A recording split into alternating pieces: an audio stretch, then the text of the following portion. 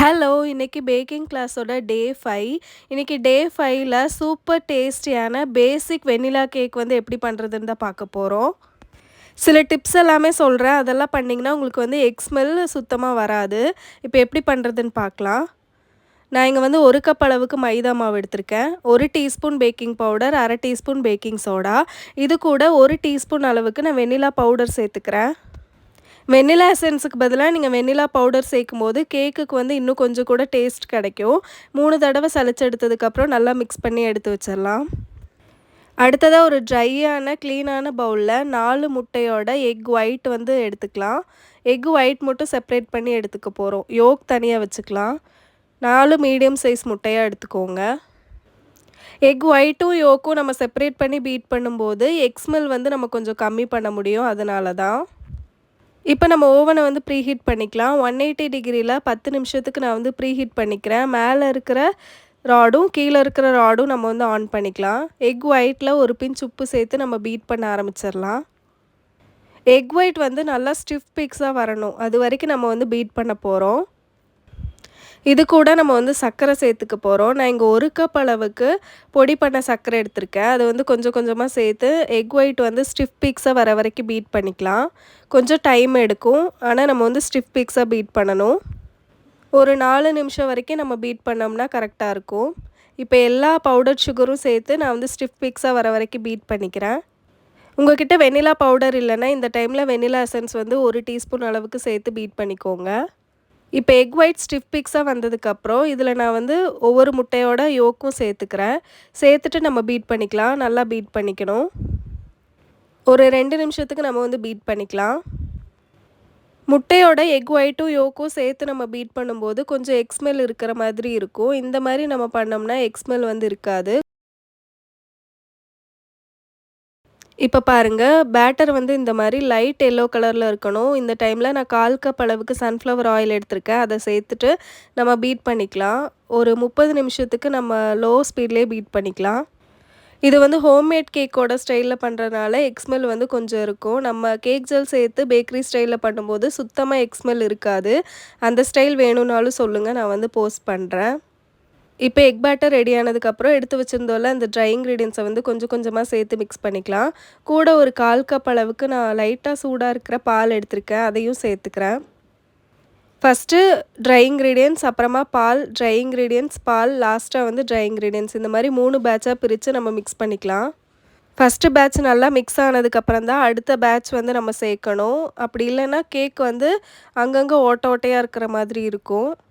நான் இங்கே வந்து ஸ்பீடாக காமிச்சிருக்கேன். நீங்கள் மிக்ஸ் பண்ணும்போது பொறுமையாக மிக்ஸ் பண்ணிக்கணும். இல்லைனா கேக் வந்து ஹார்ட் ஆயிரும்.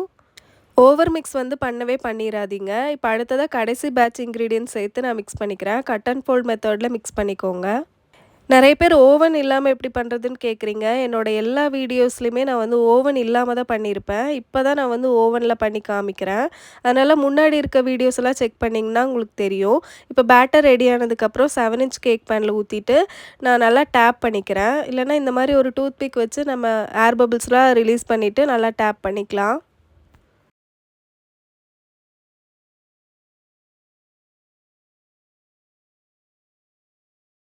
ஓவன் 10 நிமிஷத்துக்கு ப்ரீஹீட் ஆகிடுச்சு. இதில் நம்ம உள்ளே வச்சுக்கலாம். வச்சுட்டு ஒரு 40 நிமிஷம் வரைக்கும் பேக் பண்ணி எடுத்துக்கலாம். கேக் பேக் ஆகிட்ருக்கட்டும். அந்த டைமில் நம்ம வந்து சுகர் சிரப்பும் கேக்குக்கான க்ரீமும் ரெடி பண்ணிக்கலாம். இப்போ நான் இங்கே 1/4 கப் அளவுக்கு விப்பிங் க்ரீமில் கொஞ்சமாக பவுடர் சுகர் சேர்த்துருக்கேன். ஒரு 3 டீஸ்பூன் அளவுக்கு சேர்த்து நம்ம பீட் பண்ணிக்கலாம். என்னோடய க்ரீமில் வந்து சுகர் இருக்காது. அதனால் நான் எக்ஸ்ட்ரா சுகர் வந்து ஆட் பண்ணிக்கிறேன். உங்கள் க்ரீமில் சுகர் இருந்துச்சுன்னா நீங்கள் வந்து ஸ்கிப் பண்ணிக்கோங்க. க்ரீம் பீட் பண்ணுற வீடியோ வந்து ஆல்ரெடி 2 வீடியோஸ் நான் போட்டிருக்கேன். திரும்பவும் வேணும்னா சொல்லுங்கள், நான் டீட்டெயில்டாக போடுறேன். கமெண்ட் பண்ணுங்கள் கீழே வந்து. க்ரீம் ஸ்டிஃப் பீக்ஸாக இருக்கணும். அப்போ தான் கேக்கில் அப்ளை பண்ணும்போது மெல்ட் ஆகாது. இப்போ கேக் சூப்பராக பேக் ஆயிடுச்சு. கம்ப்ளீட்டாக கூல் ஆனதும் நம்ம வந்து 3 லேயராக கட் பண்ணிக்கலாம். சுகர் சிரப்போட ரேஷியோ பார்த்திங்கன்னா 1/2 கப் அளவுக்கு சர்க்கரைக்கு 1 கப் அளவுக்கு தண்ணி சேர்த்து நல்லா மெல்ட் பண்ணிக்கலாம். மெல்ட் பண்ணதுக்கப்புறம் அதை ஃப்ரிட்ஜில் நல்லா கூல் பண்ணி எடுத்தோம்னா சுகர் சிரப் வந்து ரெடி ஆகிடும்.